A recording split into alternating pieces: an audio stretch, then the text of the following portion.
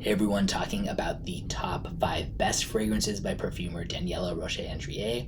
I have not tried everything that this perfumer has done, but quite a few, and these all deserve to make a best of list in my opinion. So no particular order, just jumping in. 1, I Am Trash by Etat Libre.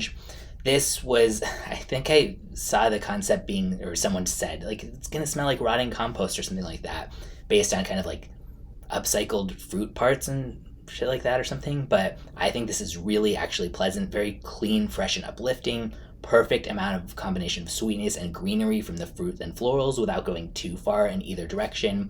One of my favorite scents by Etat Libre.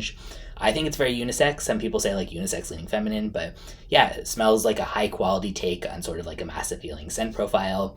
And I love the clean way that the stuff like apple and strawberry sort of nuances here are without getting too syrupy or sugary. Next, Prada L'Homme. This isn't like an all-time favorite of mine, but I do like it more than I expected to. You know, it's very like known as like a fresh and clean sort of nice office workplace scent. I thought it was going to be boring, but yeah, I actually find this like really elegant and smooth and refined. It is soapy and powdery, but in like a light way. And this, I think, deserves a place on the list above all because it's just really known as like kind of king of the workplace scents, at least as of sort of this modern time as of filming this. And just, yeah, in terms of masculine colognes at a relatively more affordable price that's not like niche or something, this is the go-to for so many people as the recommendation for something that's just like clean, fresh, professional. And so it definitely made a mark in that category. Next up, Angelique Noire by Guerlain. This is a really nice sweet green scent. I can be kind of picky sometimes about really bitter green notes, like Angelica and Galbanum. I love them in some things, but sometimes the way that they manifest can be a bit too herbal for my taste. But the way that Angelica is done here is perfect for me. It adds this kind of vivid natural greenness, but with the sweet notes really lift it from being too sharp.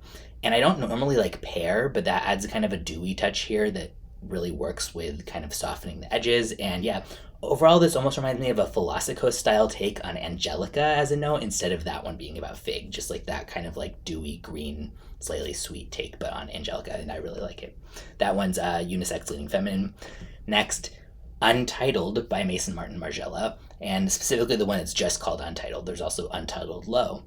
So no, this one doesn't really get talked about much, and it's one of the few that's not in their replica series, but this is smoky, dark green, bitter, yet sweet orange and woods. Really nicely done.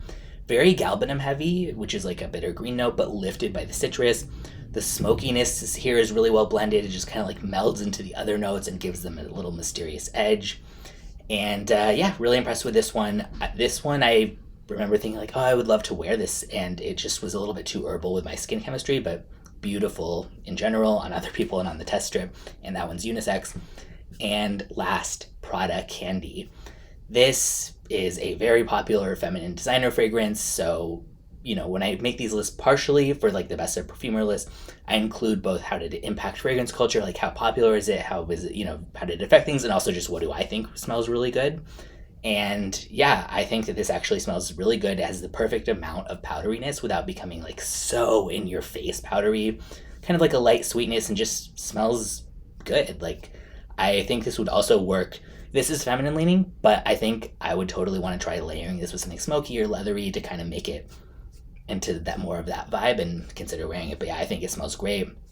A classic modern feminine scent that kind of set some trends and is, I think, worthy of this list. But yeah, if you have other favorites by this perfumer that I didn't include, let me know. But these are my faves.